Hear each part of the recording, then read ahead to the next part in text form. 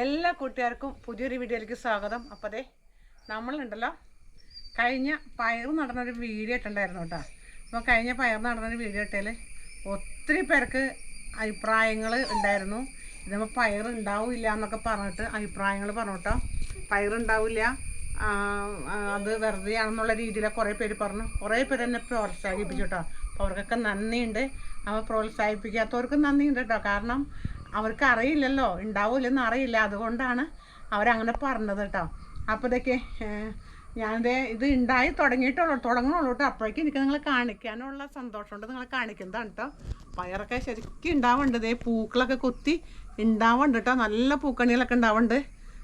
എല്ലായിടത്തും ചെറുതായിട്ട് ഉണ്ടാവുന്നുണ്ട് കേട്ടോ. ശരിക്കും പൂക്കളൊക്കെ ഉണ്ട് അതിൻ്റെ ഉള്ളിലൊക്കെ, നന്നായിട്ട് എൻ്റെ മുകളിലൊക്കെ ഉണ്ട്. ഇവിടെയൊക്കെ ഉണ്ടാവുന്നുണ്ട് കേട്ടോ.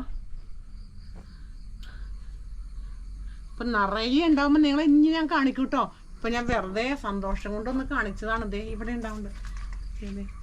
ദേ കണ്ടോ, ഇവിടെയൊക്കെ ഉണ്ടാവുന്നുണ്ട്. പൂ കുത്തുന്നുണ്ടോ? ദേ അടിയിലൊക്കെ പൂക്കളുണ്ട്. അപ്പോൾ ഇതേപോലെ പൂക്കളുണ്ടാവണുണ്ട്. എനിക്കിപ്പോൾ ദേ 2, 4, 6, 8 കുപ്പിയുള്ളൂ കേട്ടോ. 8 കുപ്പിയിലുള്ളൂ. നിങ്ങൾക്ക് വീഡിയോ ചെയ്തപ്പോഴേ ഞാൻ പറഞ്ഞായിരുന്നു, ഇത് നമ്മൾക്ക് സെയിൽ ചെയ്യാനൊന്നും ഉണ്ടാവില്ല പയർ. നമ്മുടെ വീട്ടാവശ്യം, നമ്മുടെ കൊച്ചു കുടുംബം, നമ്മുടെ വീട്ടാവശ്യത്തിന് വേണ്ടിയിട്ടുള്ള പയറുകൾ നമ്മൾക്ക് ഇതിനകത്ത് നിന്ന് ഉണ്ടാക്കിയെടുക്കാൻ പറ്റുമെന്ന് ഞാൻ പറഞ്ഞിട്ടുണ്ടായിരുന്നു കേട്ടോ. അപ്പം നമ്മൾക്ക് വീട്ടാവശ്യമുള്ള പയർ എന്തായാലും ഒരുമ ഉണ്ടാവും. നമ്മൾക്ക് ഇതിനകത്ത് കുറേ ഇതൊക്കെ ചെയ്ത് നമ്മൾ വളം ചപ്പി വെള്ളമൊക്കെ ഇട്ടിട്ടുണ്ട്. അതൊക്കെ ദ്രവിച്ച് മണ്ണിൽ കൂടെ അലിഞ്ഞ് ചേർന്ന് നല്ലതായിട്ട് വരും. പിന്നെ നമ്മൾ ലിക്വിഡ് വളങ്ങളാട്ടോ നമ്മൾ ഒഴിച്ചു കൊടുക്കുന്നത്. ലിക്വിഡ് വളം വെച്ചാൽ ഞാൻ വെറുതെ ഉള്ളിത്തൊണ്ട് സവാളത്തൊണ്ടൊക്കെ നമ്മൾ അന്നന്ന് വീട്ടിൽ അടുക്കളയിൽ എടുക്കണ സാധനം ഞാൻ വെള്ളത്തിൽ വെച്ചിട്ട് അത് ഒഴിച്ചു കൊടുക്കും. അല്ലാന്നുണ്ടെങ്കിൽ ഞാൻ വെറുതെ പൊടിച്ചിട്ട് ഞാൻ അടുപ്പിൻ്റെ അടുത്ത് വെച്ചിട്ട് ഉണക്കി പൊടിച്ചിട്ട് ഇട്ട് കൊടുക്കും കേട്ടോ. എന്നിട്ട് വെള്ളം ഒഴിച്ചു കൊടുക്കും. ഇപ്പോൾ മഴയില്ലാത്തതുകൊണ്ട് വെയിലാണ് കേട്ടോ. അപ്പം നമുക്ക് താഴെ നട്ടേക്കുന്നതാണെങ്കിൽ നമുക്ക് വെള്ളം ഒഴിച്ചു കൊടുക്കേണ്ടി വരില്ല, ഒരു വെയിലൊക്കെ കണ്ടാലും. പക്ഷെ കുപ്പിയിലാവുമ്പോണ്ടല്ലോ ഇവർക്ക് വേറെ വളമൊന്നും കിട്ടാനായിട്ട് നമ്മൾ കൊടുക്കുന്നത് മാത്രമേ ഇവർക്ക് കിട്ടുള്ളൂ കേട്ടോ. അപ്പം നമ്മൾ ഒരുപാടല്ല, കുറേശ്ശെ നമ്മൾ ഡെയിലി ഒഴിച്ചു കൊടുക്കണം. അപ്പം ഞാൻ കുറേശ്ശെ ഒഴിച്ചു കൊടുത്താണ്, കുറച്ച് മതി.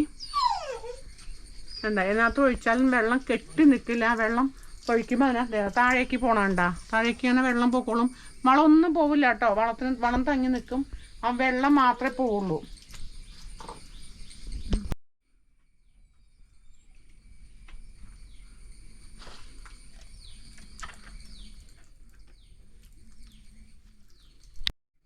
അപ്പോൾ ദേ നമ്മൾക്കുണ്ടല്ലോ, ഇത് നമ്മൾ ചെയ്തപ്പോഴേ ചിലവർക്ക് ഒട്ടും താല്പര്യം ഉണ്ടായില്ല, അങ്ങനെ ഉണ്ടാവില്ല എന്നൊക്കെ പറഞ്ഞ് കുപ്പി ചെയ്തുകൊണ്ട്.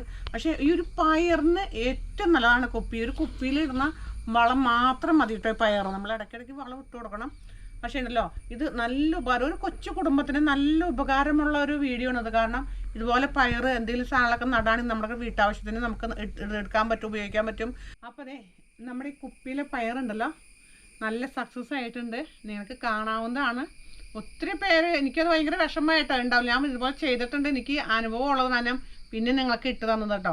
അപ്പം സ്ഥലം ഒത്തിരി ഉള്ളവർക്കൊന്നും ഇതിൻ്റെ ആവശ്യമില്ല കേട്ടോ. നമുക്ക് താഴെ നട്ട് ഉണ്ടാക്കാൻ ഇഷ്ടം പോലെ.